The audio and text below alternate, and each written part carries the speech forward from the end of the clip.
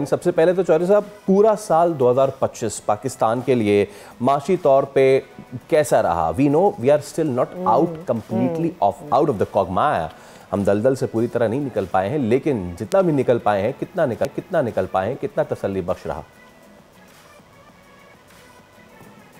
देखिए, अगर ओवरऑल देखा जाए तो पिछले 2 सालों की निस्बत 2025 जो है वो निस्बतन एक बेहतर साल रहा है, जहाँ पे हमें जो है वो महंगाई भी कम होती हुई नजर आई है। इसी तरीके से हमारी जो रेमिटेंसेस हैं वो बढ़ती हुई नजर आई हैं और उसमें इजाफे का रुझान देखा गया है।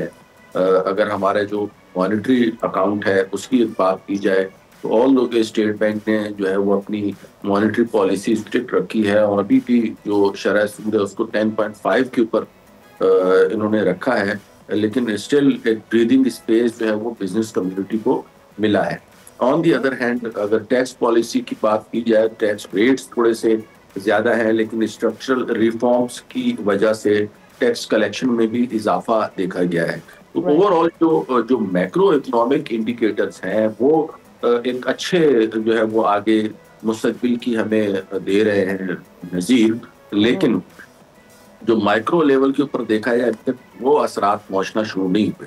मैक्रो लेवल की अगर जो चीजें हैं वो उसको आलमी मालियाती इदारों ने भी उनको एक्नॉलेज किया है, या जो क्रेडिट रेटिंग एजेंसीज हैं या इंडिपेंडेंट जो इकोनॉमी के ऊपर तबसरा करने वाले इदारे हैं, उन सब ने मैक्रो इकोनॉमिक स्टेबिलिटी को तो एक्नॉलेज किया है। बट येट जो है हमारे यहाँ जो मेन जो डायरेक्टली अवाम को जो असर अंदाज होने वाली चीजें हैं, जिनमें अगर मैं बात करूँ, गुर्बत है, महंगाई, सेहत, तालीम, इन सब चीजों में अभी बहुत ज्यादा काम करने की जरूरत है और उनके असरात आम आदमी तक जो है वो पहुंचने की जो है वो शुरुआत। साहब, मुझे ये बताइएगा, जो टारगेट हमने सेट किए थे जब इस साल का बजट आया था, या इस साल के आगाज़ में मीन जनवरी से लेकर अब तक जो टारगेट हमने सेट किए थे अपनी जीडीपी को बेहतर करने के लिए, स्ट्रक्चरल रिफॉर्म्स के भी हमने कुछ टारगेट सेट किए होंगे, टैक्स कलेक्शन के भी हमने कुछ टारगेट सेट किए थे, क्या उन टारगेट्स को हम मीट कर पाए हैं इंडिविजुअली स्पीकिंग, हर शोबे को अगर बात करें तो? देखिए, ग्रॉसली अगर देखा जाए तो जो टैक्स का टारगेट है वो उसमें 200-300 अरब का शॉर्टफॉल आ रहा है, वो आएगा, ठीक है ना। उसको हम, क्योंकि जो 14,000 अरब रुपए का जो टारगेट रखा गया है टैक्स का, वो बहरहाल अचीव करना एक चैलेंज है। उसमें अगर थोड़ा बहुत शॉर्टफॉल आ भी जाता है या at the end of the year तो उसको रिवाइज भी थोड़ा बहुत डाउनवर्ड करना पड़ जाता, तो मेरे ख्याल में उससे इतना हर्ज नहीं पड़ेगा। लेकिन जो मेन फोकस करने वाली चीज है वो है इन्फ्लेशन। इन्फ्लेशन को जो है वो बढ़ने ना दिया जाए। हमारे यहाँ जो वो जो अशियाए खुर्दोनोश हैं उनकी कीमतों में कमी देखी गई है। इंटरनेशनल सतह के ऊपर अगर देखा जाए तो ऑयल की कीमतों में भी जो है वो नीचे आई हैं। लेकिन अगेन मैं ये कहूँगा कि जो रिफॉर्म्स हमें पावर सेक्टर में करनी चाहिए, वजह से जो है वो बिजली सस्ती होती, हमारी इंडस्ट्री को सस्ते नरखों के ऊपर बिजली प्रोवाइड होती, वो अभी तक एक बहुत बड़ा चैलेंज है। इसी तरह से फिस्कल एस्पेक्ट के ऊपर जो लूप होल्स हैं, जहाँ से हुकूमत का जो टैक्स रेवेन्यू है वो बिला वजह खर्च होता है, जिसमें स्टील बिल है, डिस्कोज हैं, पीआईए है और दीगर इदारे हैं। ये जो आपने बिजली की बात की है, इज इट कंसिस्टेंसी का लैक हम देखते हैं इसकी वजह से? बिकॉज आपको याद होगा साल जब शुरू हुआ था तो हम इनकरेज कर रहे थे लोग सोलर सिस्टम्स की तरफ जाएं, फिर हमने देखा कि उनसे हमें बिजली लेनी थी, फिर हमने देखा कि हमने उनके बिजली का रेवेन्यू कम कर दिया। So is it that inconsistency और लैक ऑफ पॉलिसी जिसकी वजह से हम बिजली की कीमतों को कम नहीं कर पाए, या फिर समथिंग एल्स? देखिए, पावर सेक्टर में पिछले जो है ना, अगर 30 साल को भी अगर देख लें हम, तो हमारे यहाँ कोई भी स्ट्रेटेजिक डिसीजन मेकिंग जो है ना वो प्रॉपर नहीं हो सकी। बैक इन 1990s जब हमने जो है वो ऑयल, फर्नेस ऑयल के ऊपर लगाने वाले प्लांट जो है वो यहाँ पे इंपोर्ट किए और उनको गारंटेड रेट्स दिए कि हम आपसे बायबैक करेंगे, वो एक सिलसिला जो है वो एक लंबे अरसे तक 2008, 9, 10 तक चला कि हमने ऑयल से, फर्नेस ऑयल से बिजली प्रोड्यूस करनी है। उसका असर भी अल्टीमेटली जो है वो आवाम के ऊपर पड़ा।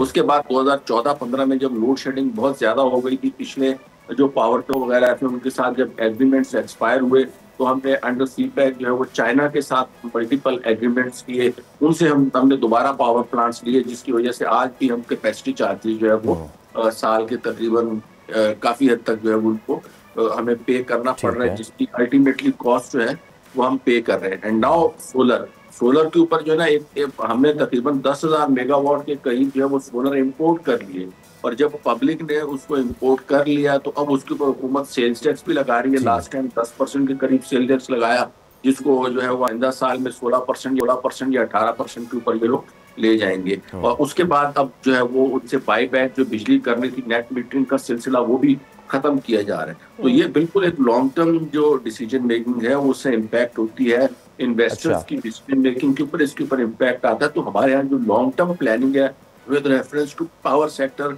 बड़ी लैकिंग है, और उसका खमियाजा हम आज भुगत रहे हैं कि हमारे यहाँ खित्ते में सबसे ज्यादा बिजली महंगी जो है वो प्रोड्यूस की जा रही है, जिसका असर जो है वो हमारे LSM के ऊपर भी आ रहा है, हमारे इंडस्ट्रियल सेक्टर के ऊपर भी जब हम बात करते हैं इंडस्ट्रियल सेक्टर की, अभी हम रिफॉर्म्स की बात करते हैं ना चौधरी साहब, तो मेरे जहन में सवाल आया कि सर हम कब तक सिर्फ रिफॉर्म्स पे चलेंगे? लाइक अगर एक मुल्क को अपनी मईशत को बढ़ावा देना है, येस कोर्स करेक्शन ठीक बात है, लेकिन लॉन्गर एक्सपेक्ट में देखें तो भाई आप बना के क्या बेचेंगे दुनिया को जिससे पैसा खरीदेंगे?